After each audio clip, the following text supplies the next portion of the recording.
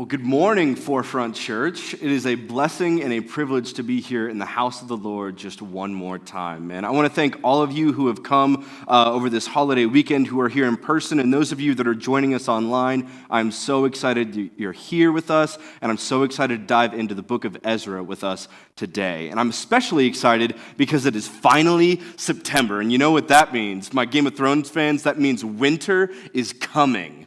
Right? That means the pumpkin spice lattes are here, and it is finally time to start celebrating. Now, I don't know about y'all, but my favorite part about fall is the leather jackets, man. I love it when it gets cold. I can put on that cool leather jacket, and I just feel cool, man. Now, I don't know what yours might be, but there are so many occasions to celebrate this time of year. We've got all these holidays like Halloween and Thanksgiving and Christmas, right? And for some reason, everybody's birthday is in the fall. Have y'all noticed this? Like, everybody seems to have a birthday sometime in the fall, but there's a million different excuses for us to gather together with friends and family during the fall season, which is why it's my favorite time of year.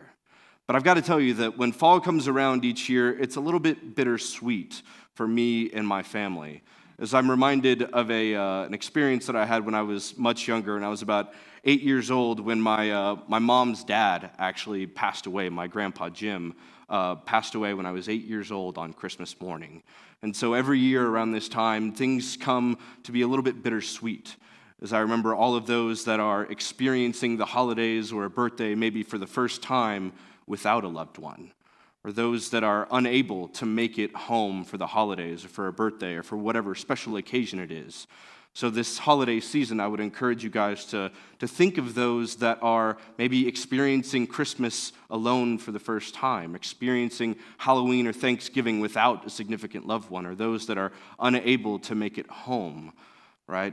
Now, as we dive in to continue the greater story, today we are on the return from the Babylonian exile. Now, if you were here over the last, since January actually, we've been going through the entire greater story of the Bible, right? We're going from Genesis to Revelation in a year and a half. And specifically, this summer, what we've been doing is going through the narrative of the Old Kingdom. Now, if you were here last week, Pastor Drew talked with us about the Babylonian exile, about how the Israelites were separated from their home, about how the Babylonians came in and they destroyed the temple, they destroyed the altar, and they displaced all of the Israelites, right? This horrible, devastating apocalypse, not necessarily an apocalypse, but this horrible thing that has happened, right? That they're lost and they're yearning to come home. And today we're going to talk about the return from exile. But I want to suggest an idea to you today that might be a little bit challenging.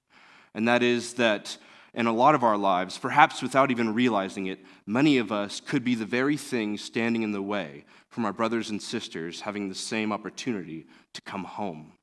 That possibly without even knowing it, could be the very reason why so many are unable to return back to God. Now, today we're gonna look at two major movements led by by Zerubbabel and Ezra. Right? They return back with so many of these Israelites, and they come back home and they restore the temple, they restore the altar, and they start practicing correctly, but they make a lot of mistakes. That's kind of like how the holiday season can be, where there's so many reasons to celebrate. There are so many wonderful things that are going on. We're with family, we're doing all these wonderful traditions, but there's also a few things that maybe don't add up to our expectations. That perhaps we've romanticized what it means to come together with friends and family and to do these things. And when it actually happens, it's not necessarily as perfect as we all seem to hope that it might turn out. So today, I hope that you would come with me as we explore the context of what we're looking at here. So we're looking in the year of approximately 530 BC, where Zerubbabel actually leads the first return back to Jerusalem. Now, keep in mind, the Babylonians have been here. It's been about 70 years since the Babylonians have destroyed the temple. Now, this is a really significant moment because the temple is what we call the axis mundi for Jews in the ancient world. It is the connecting point between heaven and earth. This is where Jews from all over the world come to commune with God. All the festivals take place at the temple. All the major sacrifices take place at this significant altar that's there. So when the Babylonians destroy the temple, they're lost. They have no idea. They have no idea what Judaism even looks like. How can we even practice Judaism without the temple there? We have no place to meet with God. We have no place to commune with God. So they're displaced, and they want more than anything to come home. And so about 70 years later, this guy Zerubbabel, right? A real mouthful. It's actually really fun to say. Zerubbabel, right? It's almost like bubble. It's just a party in your mouth. I love it. He's got a wonderful name. If you're having kids, that might be a good name to consider. Just saying. I'd love to meet a Zerubbabel out there. But man, Zerubbabel comes, and he comes to the Persian king Cyrus, and he's like, hey, the Babylonians are gone. It is finally time for us to go back and to restore the temple. And Cyrus is like, all right, bet. Go ahead, go for it. And so Zerubbabel comes, and he brings with him a whole host of Israelites to go back and to restore the temple, right? But we're going to see that there are some very significant mistakes that he makes. But nevertheless, the temple does get rebuilt. Yay! The temple's rebuilt, and Jews finally have an opportunity to practice and commune with God once again. But then we see the second movement, that led by a man named Ezra, to whom the book that we're in today is actually named after, right? Ezra comes, and he is a Bible scholar, right? He is a leader in the church, and he has spent his entire life learning the traditions of Judaism. And he hears that the temple has been restored, that the altar is made anew, and he's like, all right, let's go over there and make sure that everyone's doing it correctly. Let's go and share my religious expertise, and let's talk about what it looks like to truly perform these rituals correctly and what they mean. So he leads another group of Israelites who come back and return to Jerusalem. Now, there is a third movement, but we're not going to talk about this one quite as much today, and that is the movement that is led by Nehemiah. Now, Nehemiah comes a few years later when he hears that there are conflicts with all the neighboring areas that are kind of attacking the newly reestablished Jerusalem. They're causing conflict, and so he goes again to the Persian king. I believe it's now Atraxes, because Cyrus has passed away, and he's like, hey, we need to rebuild the wall. And he's like, all right, bet, go ahead. So he comes back, but he brings with him a group of soldiers, not necessarily Israelites, that come with him to restore the wall. So today, what we're going to focus on is Zerubbabel and Ezra's movement, right? So, before we do that, I want to preface by saying this is the mistake that each of them make. And this is a mistake that we often make in our own lives all the time, where they make a God out of the law, or they decide to follow their religion in lieu of the creator of the religion. Now, I know this is a common thread that many of you have probably heard many times, but I want to take a second and talk about what it really means to follow the law, right? What is this mystical law that we think of? I mean, oftentimes when you hear someone on a stage in a church and they talk about the law, your mind immediately goes to what we call the Decalogue, or the Ten Commandments, right? Which is a wonderful summation of the law, but it's not comprehensive by any means. In fact, y'all might be interested to know that there are actually 613 commandments, or mitzvah, throughout the entire Hebrew Bible, right? And this is the Hebrew Bible that we actually call the Talmud, not the Torah. So it was asked to me earlier this week, they're like, hey, don't you mean the Torah and not the Talmud? Now, the Talmud is actually the collection of all of the ancient texts of the Hebrew Bible, where the Torah is just the first 5 books. So when we talk about all 316 mitzvah, or commandments, we're talking about those that are found in the Talmud. But 316 is a lot, and even contemporary Orthodox Jews, meaning modern-day traditional Jews, do not practice all of these laws necessarily. Only about 40% of these laws are still practiced today by even the most Orthodox Jews.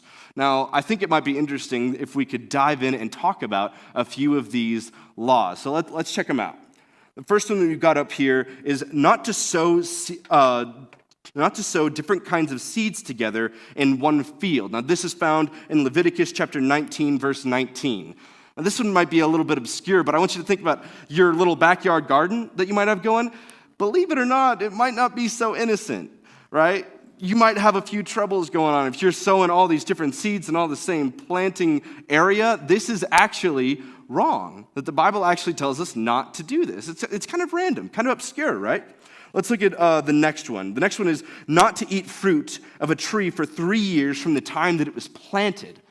My gosh, how many of us are actually keeping a timer of when we're planting these trees and when we're eating these fruit, right? I don't know about you, but if I see a tree when I'm just walking by, and in fact, even, I attend the University of Denver, and I was on a walk not too long ago, and I found some, I believe they were raspberries, and I'm like, man, those look just about good enough to eat. So I plucked a few off, stuck them into my mouth, and I got to tell you, they were delicious, right? So much better than that processed stuff that you get at the store for sure. But I'm not keeping track of the plants that I'm planting to see if it's been exactly 3 years before I'm eating. Like, oh my gosh, this is so legalistic and complicated, right? But let's look at the next one, is to recite grace after meals. Now, this is found in Deuteronomy chapter 8, verse 10, right? I don't know about y'all, but I was always raised to pray at the beginning of a meal, right? Now, oftentimes it never looked like a full prayer. It was maybe something like, good God, good meat, good God, let's eat, like something real quick because we were hungry, right? We were ready to eat, and we didn't want the food to get cold, and so we would pray rather quickly. But in fact, in the book of Deuteronomy, it actually says that we are supposed to pray after the meal. So maybe something to consider. Now let's keep going and look at some more laws that we find in Deuteronomy. It says that a man shall not wear women's clothing, that a woman should not wear men's clothing, that no garment made of wool and linen mixed together should be worn. Now, I don't know what you guys are wearing today, but you might want to check the tag on the back of your shirt because you might not be so safe, right? And I know I've got to tell you a little bit of a embarrassing and possibly interesting story. I hope it's interesting to you. There's a lot of times when I go clothes shopping, I have some trouble, right? I have trouble clothes shopping because I might be short, but I'm kind of stout, right? So it can be challenging to find clothes that really fit my particular figure, if you get what I mean. And so sometimes I might accidentally find myself, I go up to the register, I'm like, man, really excited about this hoodie, really excited about this new shirt, and I go to check out, and they're like, sir, this is women's clothing, right? And I'm like, oh my gosh, I had no idea. Thank you so much for telling me. But little did I realize that this is actually something that is condemned in the Bible. Now let's look at one more found in Deuteronomy chapter 15, verse 2, and it says to release the debts every 7th year. Now, I know that there's been a lot of talk of debt release recently in the news. If you guys have been following Biden's new student loan forgiveness plan, wherever you fall on this spectrum of whether it's a good thing or a bad thing, there is a premise to be found in the Bible for forgiving debts. In fact, I actually saw what I thought was a hilarious tweet recently that said Christians out here are talking about the student loan forgiveness plan like, well, we can't just forgive our debtors, right? How ridiculous would that be? But in fact, it's actually quite grounded in biblical theology. Now, some of these laws may seem silly. Some of them may not make sense to us today.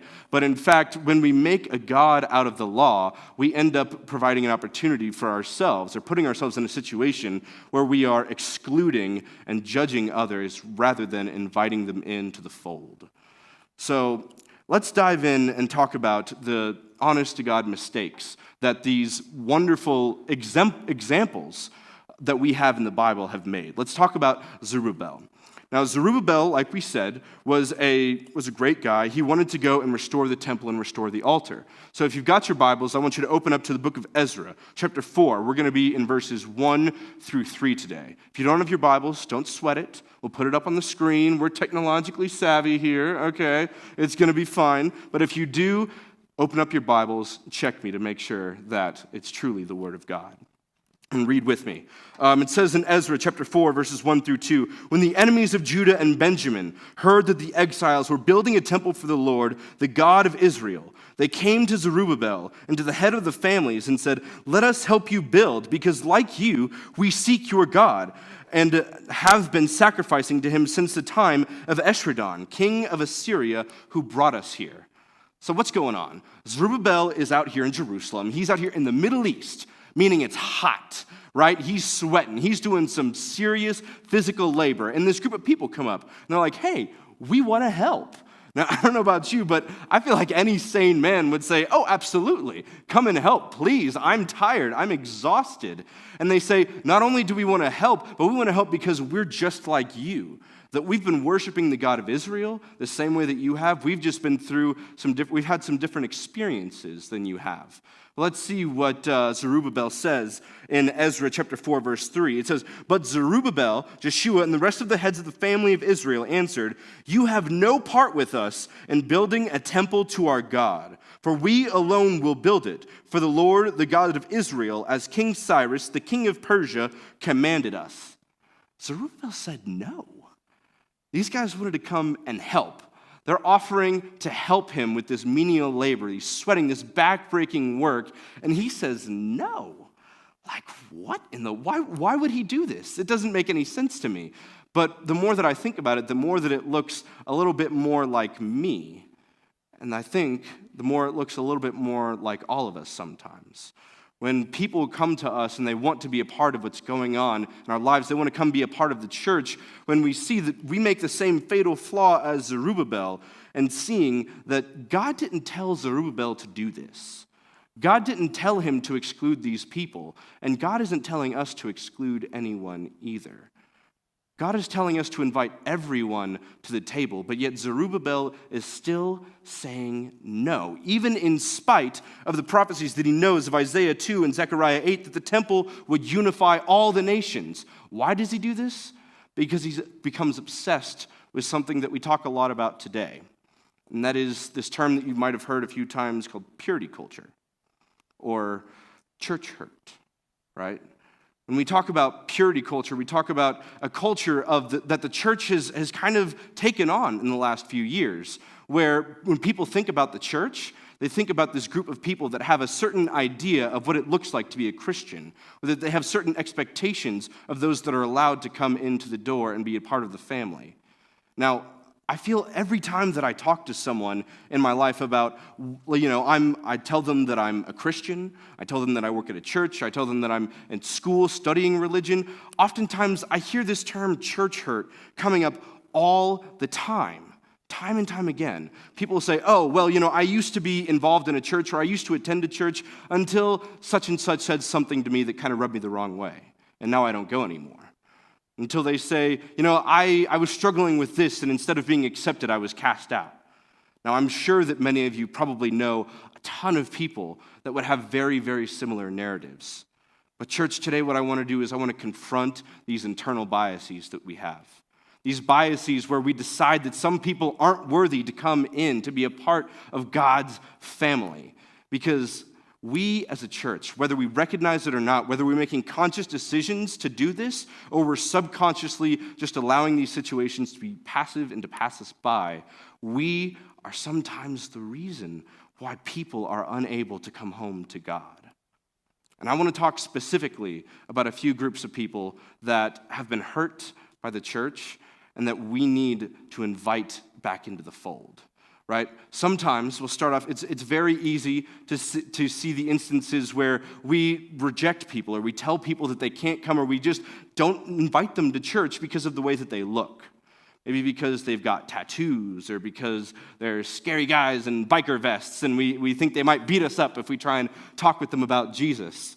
Or perhaps there's somebody that we're just intimidated to talk to, right? There are all kinds of people that we just don't think fit the cookie-cutter Christian mold, and so instead of taking the risk to invite them, instead of being vulnerable and inviting them to come home, we just kind of leave them be, and we passively miss the opportunity to preach the gospel of God, all right? Another group of people are those that have perhaps had children out of wedlock. That sometimes we can judge those who have had children or those that have lost their virginity outside of the confines of marriage.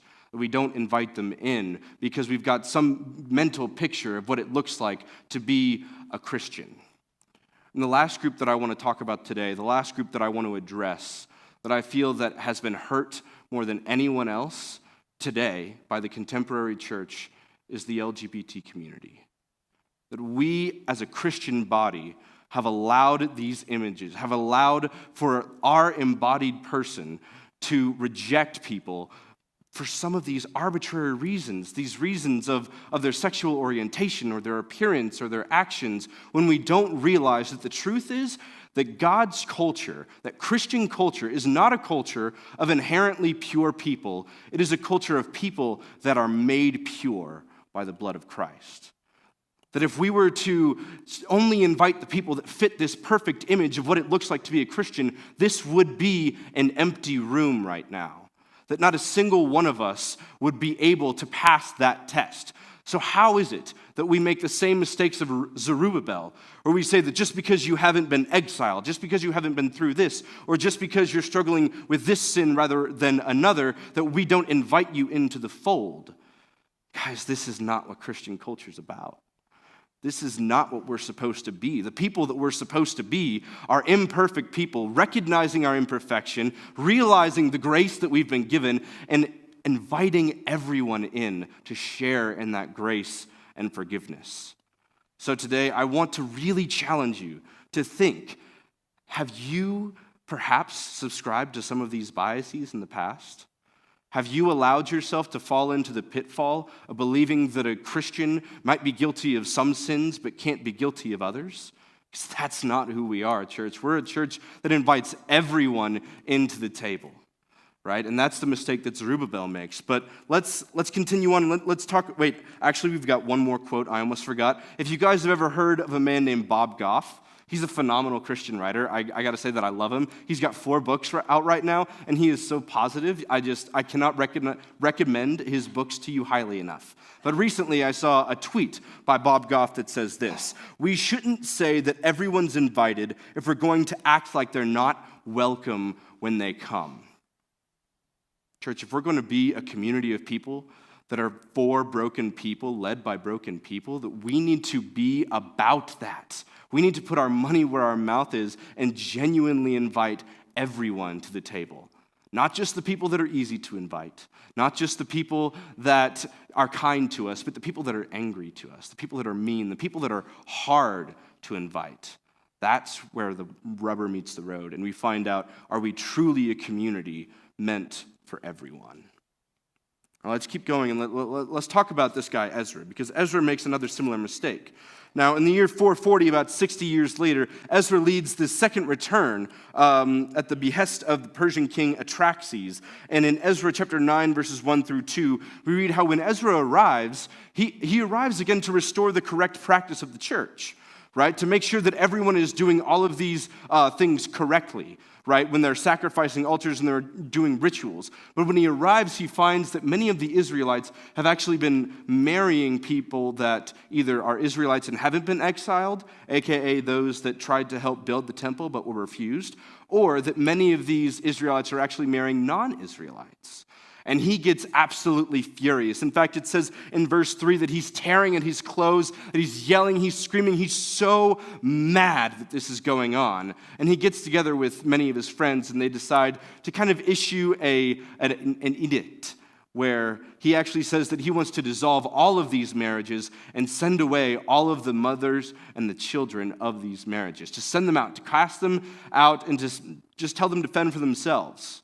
Now, what's important to realize is that in the ancient world, when a woman and a child are just kind of out there by themselves, they need the leadership of a man to actually advocate for them in society, right? That many women couldn't work or couldn't get good work, and these children were likely then orphaned if they didn't have a man to advocate for them. So when Ezra comes in and is like, let's send all of these people away, I gotta wonder, is this truly the heart of God? Would God have done this? Would God have truly sent these people away like that? And I think this is another mistake that we make when we get into venerating the law or our religion over the creator of the religion, is that we miss the heart of Jesus, right?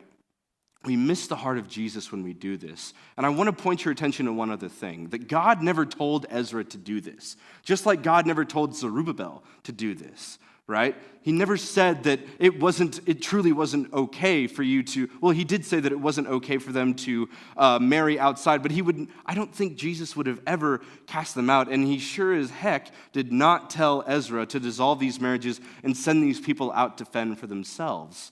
That just doesn't sound like Jesus to me, right? But when we follow the law, or when we follow our religion more than we follow Jesus, that's when we start to get distracted.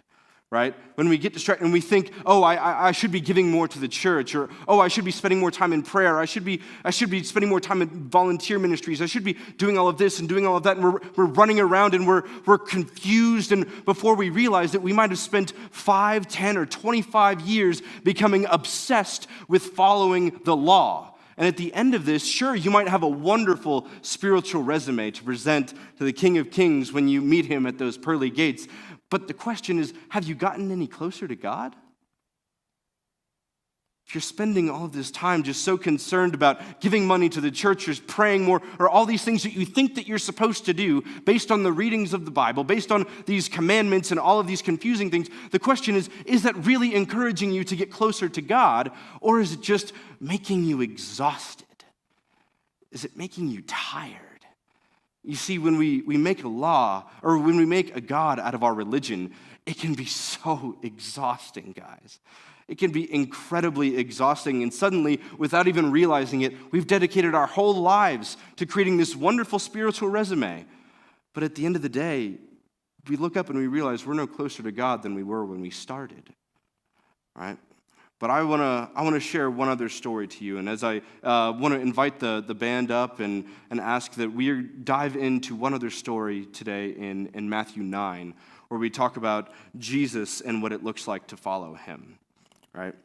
So if you've got your Bibles, open up to Matthew 9, and let's talk about this, where Jesus is on his way somewhere, and meanwhile, there's a lawbreaker in the midst, right? Now, she is a woman with female issues, right? And this woman has actually been bleeding for 12 years now. And according to the Mosaic law, she is unclean. She should be isolated. She should be cast out from society because of this bleeding that she has going on. But yet she hears about Jesus, and she decides to break the conventions. She decides to come back into the town just at the chance that she could meet and she could see Jesus, right? So she comes behind Jesus, and she reaches to the hem of his garment, right? And in that moment, she encounters divine glory in the form of healing, and she experiences the glory of God from his backside, right? And in Matthew 9:22, it starts with some of the most profound words I've ever heard in the New Testament, right? And it says, Jesus turned around. She reached out and she touched the garment of Jesus. She became healed in that moment. Instantly, she experienced the true healing that comes from following Jesus over following the law. She said, forget the law. Leave it behind. Forget the religion. Leave it behind. That's not what's important. What's important is following Jesus. So she reaches to his garment and she becomes healed in that moment. And Jesus turns around to find her. Now, do you know why she doesn't immediately reveal herself to Jesus? It's because she's afraid that there'll be judgment, that there'll be condemnation, that he'll take her according to the law, right? But that's not what Jesus does at all. And I think the more that I think about this, the more that I think that there are so many people out there who are just like this woman, who may be sinners and have gotten the wrong impression from our church. That perhaps we're going to judge them, that we're going to take them according to the law, and that we won't forgive them. But I've got to ask you, is our church big enough to invite in these people? Is our church big enough to invite in adulterers and sinners of all shapes and all sizes, right? Because we are meant to be a church of broken people, right? We're not a church of perfect people. We're not a church of the sinless. We're not a church of the perfect, but we're a church of the broken who've been forgiven by a God who loves us nevertheless. And so this week, as we go out into our lives, I want to encourage you to confront these internal biases that we may have. These biases where we're not inviting people or we are maybe passively excluding those that need to hear the gospel of grace. What can you do this week to invite someone back to come home, right? Just as the Israelites were lost. Can you imagine how lost so many in our community feel, right? That they have no purpose, that they have no value, that they're confused, they're upset. Well, church, we have an opportunity to invite them home, just as the Israelites were. But in order to do that, we have to get out of our own way. We have to put aside our religion. We have to put aside the legalism and the law, and we have to invite them in. Church, I want to ask you, are you ready? Are you ready to invite them in? Is our church big enough to include everyone? Because this is what God is saying, that this is your family, this is your home. We welcome you here. Church, I want to challenge you this week. Go out and find someone. Find anyone who might be hurting, struggling, or lost, and invite them to come home. Too many people have been too lost for too long. It's time for God's people to come home. And I'll ask now that we would bow our heads and pray together.